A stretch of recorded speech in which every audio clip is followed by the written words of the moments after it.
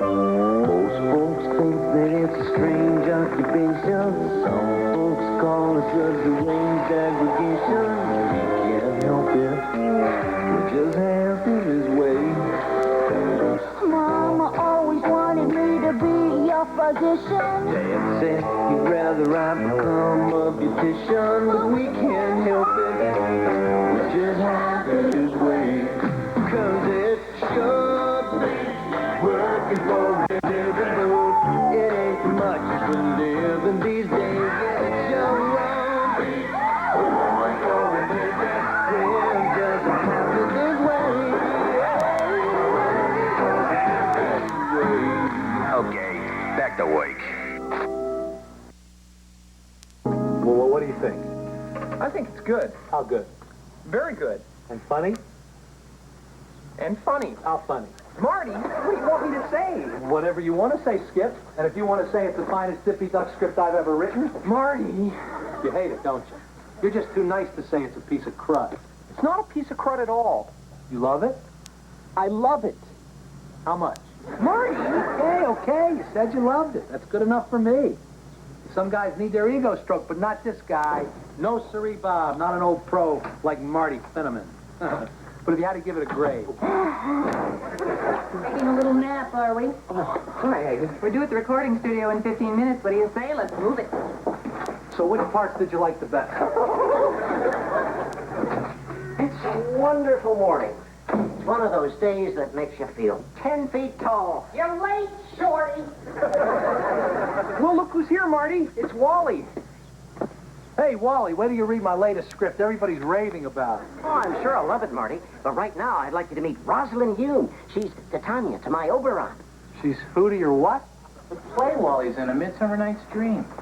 Maybe you've heard of it, Shakespeare? I know Shakespeare. He wrote that Zeffirelli movie, Romeo and What's-Her-Face. Waldorf speaks of all of you constantly. Who's Waldorf? Oh, that's my real name. Rosalind thinks it goes better with Shakespeare. So, this is where we work. And these are some of the characters that I do voices for. Irving the Terrible, Sir Thanks-a-Lot, and, of course, Dippy. You can call him Dipdorf. Hi, everybody. Sorry I'm late, but I was at my aerobics class. Are there any openings? Well, not at the moment. Well, be sure and tell me when someone dies. Rosalind, this is Mrs. Winkler. How do you do? Hi, honey.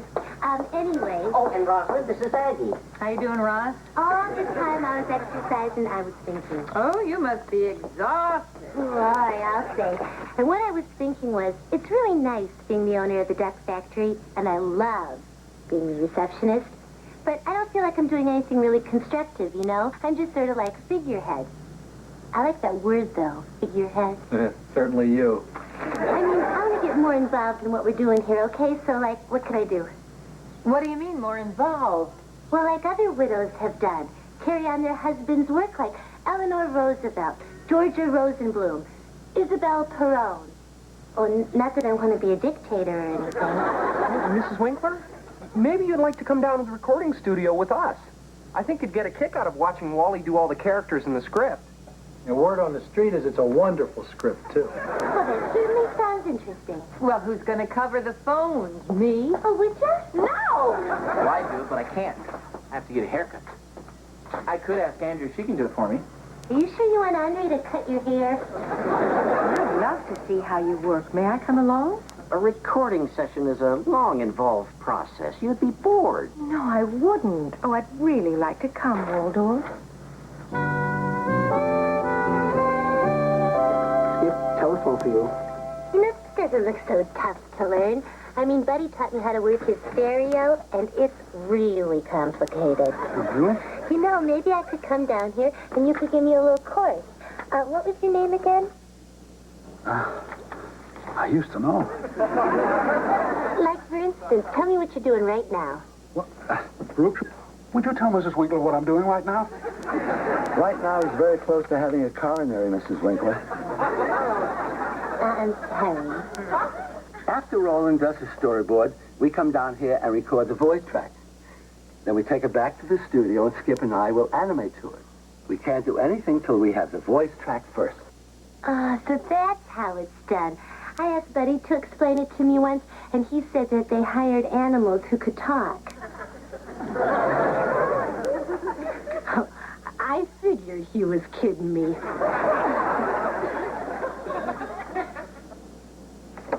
I've got some bad news. That was Gladys. She can't make it. What? She has to make it. She's our voice woman for this episode. She better have a good excuse. She slipped in the bathtub and broke her hip. And? Maybe I could do her part. Mrs. Winkler, No, really. I used to imitate my mother on the phone when I wanted to cut school. I was very convincing. I'm sure you sound just like your mom.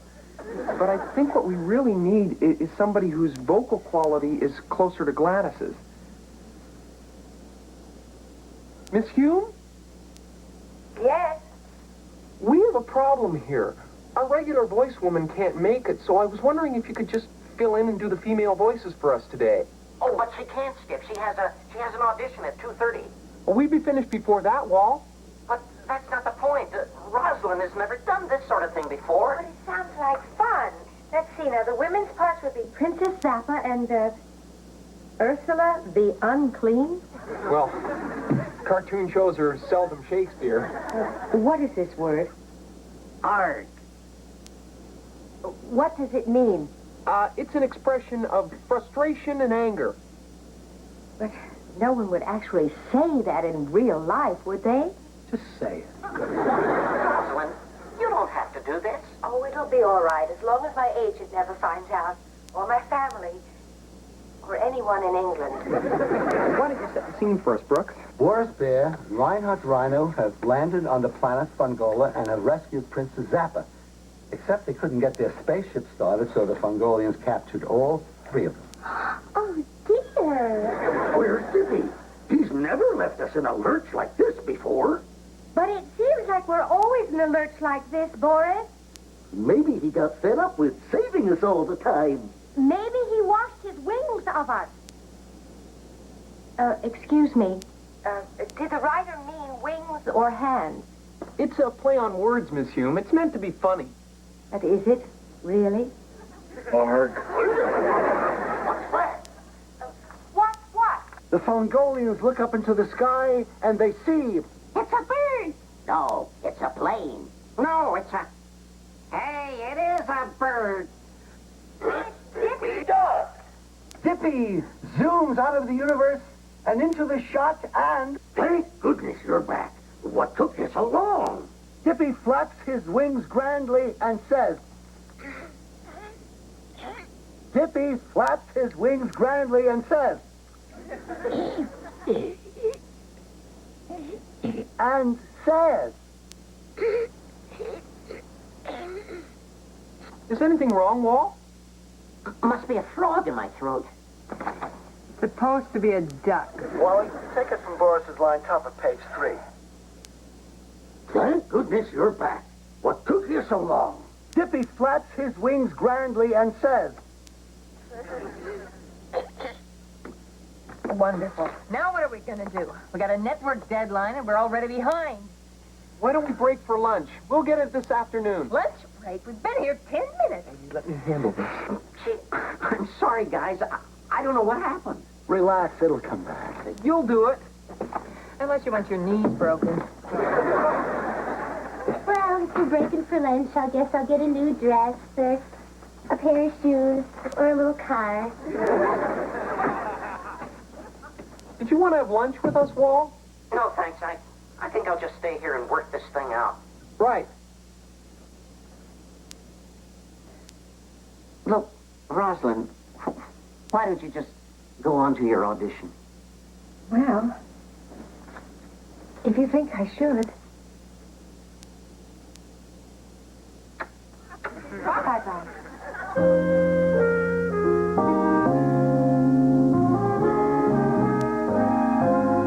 He'll be all right. What do you think, huh? He's been using his voice a lot rehearsing for that play. That's it. He probably just strained it. Skip. I'm going to have to go back. I think I forgot the car keys in the boot. No, they're in your hand. I'm going to go back anyway. I'll go with you.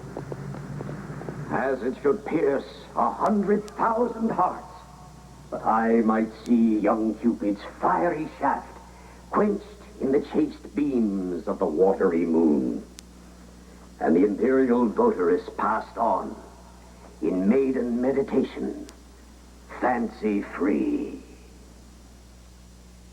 Oh, hi, guys. Wally, I have known you for close to 20 years. I had no idea you could do Shakespeare like that. It was beautiful. I didn't understand a single word of it, but it was beautiful. I was afraid if I lost Dippy's voice, I might have lost Oberon's, too. You haven't lost Dippy. I think I've lost him for good, guys.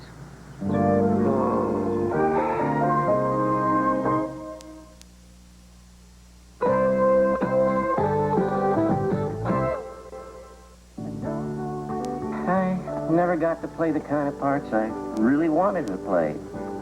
Hamlet, Lear, Macbeth. It isn't fair.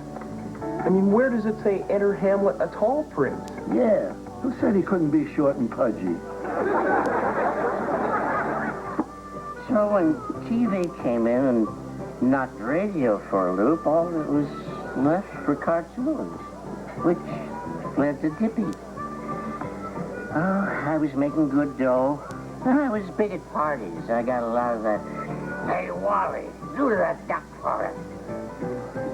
But Dippy was becoming so much a part of me. I couldn't tell where he left off and I began. I mean, how many women want to climb into the sackaroo with a duck? Certainly not my first two wives. But when I'm just me, I can be as funny as Dippy, or as charming or cute or anything. Sure you can. I find you very charming. You do? Very.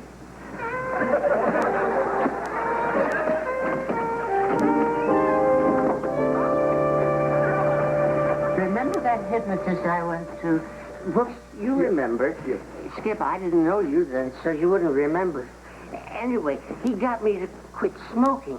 Yeah. Great guy. You are sleeping. So I went back to him the other day, and he got me to quit talking like a duck when I didn't want to talk like a duck. What? Oh, no. I guess we went a little too far. I didn't mean to lose Dippy completely. I just didn't want him to embarrass me around Rosalind. I didn't want to lose her like all the others. Good night, sweet prince. Look, I'm a film editor, not a secretary, and film editors don't take messages. I'm in the middle of marking here. Why don't you call back later? Sorry I took so long, but I went home to change. Thank goodness you're back. I don't think there's anything I'm really cut out to do down at the recording studio. But you know, maybe I could do what you're doing. What do you mean? I mean that. Editing? Editing. Right. Editing is a precise art that's taken me many years to learn. It's cutting with split-second timing and splicing scenes together so the narrative flow is uninterrupted and making the director and the writer and the star look a hell of a lot better than they really are. You really think you could do that? Well, I didn't say that I had to start today. Excuse me.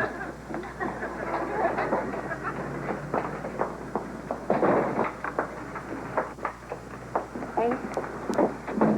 Where is he? He's taking a nap. But he'll be fine. When will he be fine? Soon, I think. Look, I'm going to ask you once, and I want a straight answer. Can he do the duck? Well, No duck. So, what we've got here is a network deadline and no duck.